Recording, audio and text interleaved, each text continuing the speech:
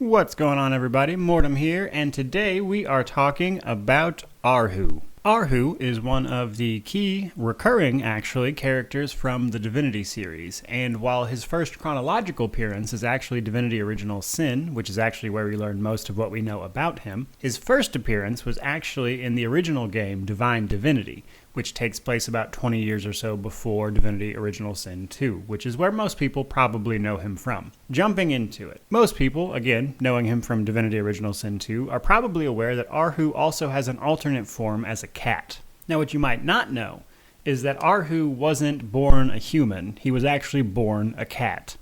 He was a tomcat during the time of Brachus Rex. This is thousands of years before Original Sin, actually. We're not sure of the specific time, so I can't tell you exactly, but well before Original Sin. Arhu, at some point, wandered into the quarters of Cassandra, Brachus Rex's twin sister. If you want any more information on Brachus Rex, I'll try to link a video I've done about Brachus Rex, which might answer some of the questions that I'm not going to cover particularly in depth in this particular video. Cassandra is happy to have the companion, that is Arhu's cat, like literally him as a cat, as Brachus Rex, being soul-forged to his sister Cassandra, is in fact not particularly fond of her, ever being out of his reach. Cassandra becomes increasingly attached to Arhu, and because, he's a cat and is her only companion, Cassandra somehow uses the power of presumably Source. It never actually says Source magic was involved, but presumably uses Source to give Arhu a human form as well as intelligence. At some point after this happened, Brachus Rex eventually discovered that Arhu was, present and was incredibly angry with his sister about it, but rather than kill Arhu, he actually tortured both of them together. Arhu could have escaped at this point, by having the form of a cat, he could have definitely done that, but he stayed because of Cassandra. And in Original Sin, he actually describes it as one of the darkest times of his life. Eventually, Cassandra is turned into a lich by Brachus Rex.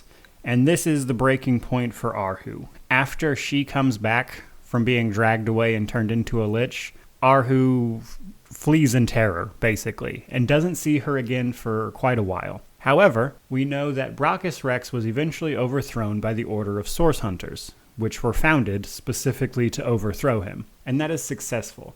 And Arhu knows that since they've managed to capture Fort Joy, if they ever find Cassandra, she's going to be killed. And as much as he's terrified of her these days, Arhu still loves Cassandra. So he goes back and helps Cassandra escape and assists in her journey to the Phantom Forest, where she becomes the proverbial phantom of that forest. It's hard to say if it was named Phantom Forest after she arrived or if that was its name beforehand as well. But presumably, I assume it was named something else, and then she arrived, became the proverbial phantom, and then it was called the Phantom Forest. Now, this is the last we hear of Arhu for quite some time, because his next appearance is in Cyseal during Divinity Original Sin. He is actually the very same person that summons the Source Hunters to Cyseal to investigate the murder which begins the plot of Divinity Original Sin.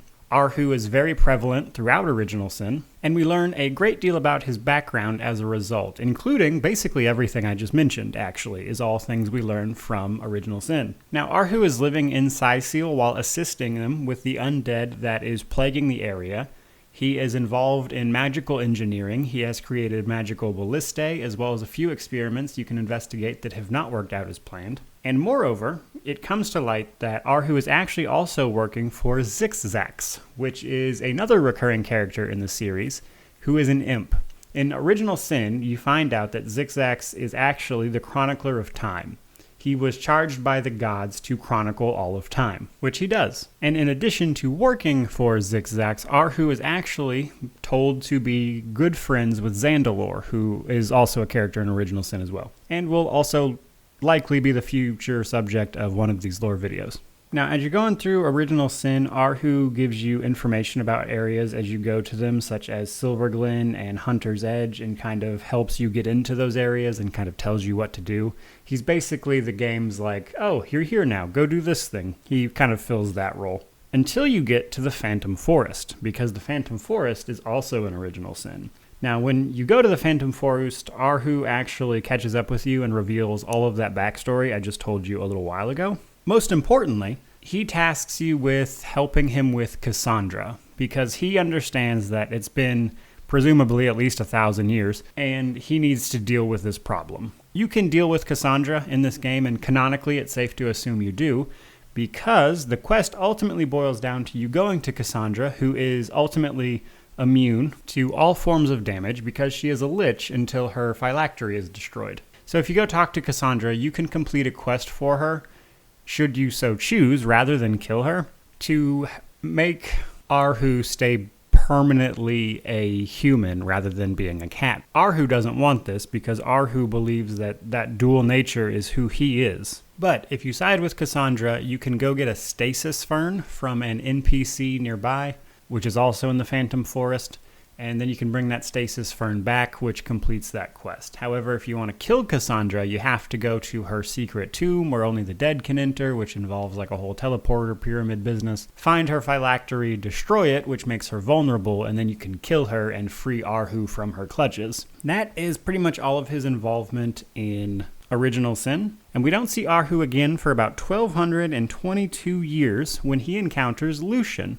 Now, Arhu plays a relatively small role in Divine Divinity. He is presumed to be the cat at the beginning of the game that actually discovers Lucian after Lucian was marked by the Divine. Again, I'm not going to cover Divine Divinity or any of these in any great detail. I have videos for all of that stuff, hopefully linked down below if you want to check them out. Sticking specifically to what Arhu is all about here, Arhu helps Lucian in Stormfist Castle because Arhu is there in cat form, looking for his friend Zandalore, who went to Stormfist Castle but never came back. And obviously Arhu assumes something is shady is going on inside, and Lucian is also there investigating something shady as well. Later, actually, Arhu appears to free Lucian from a dungeon that he was thrown in after his shady encounter in Stormfist Castle. So Arhu goes there in cat form and helps Lucian after he realizes that Lucian's been imprisoned. Now, after 1218 AD in the events of Divine Divinity, we know, because Divinity Original Sin 2 happens, that Arhu ultimately aligns with Lucian in the Divine Order, and then goes on to design Lucian's tomb, and is ultimately its keeper after Lucian's faked death. And then, in 1242, Arhu is in Divinity Original Sin, and plays an important, albeit minor role, in that he is, of course, the keeper of Lucian's tomb, where you need to go, and is abducted by none other than Linder Kim. Linder Kim being the head of the Order of Paladins for the Divine Order. Linder Kim is looking for ways to get into the Tomb of Lucian, and Arhu is less than forthcoming in ways to help. Now, in Divinity Original Sin 2, much like Original Sin, it's possible for this to go very poorly for Arhu. He can die during this confrontation, because, you need to go find him, and he's in Linder Kim's vault, so you gotta go free him. And it's possible for Arhu to die here. However, I would say it's probably canon that he doesn't.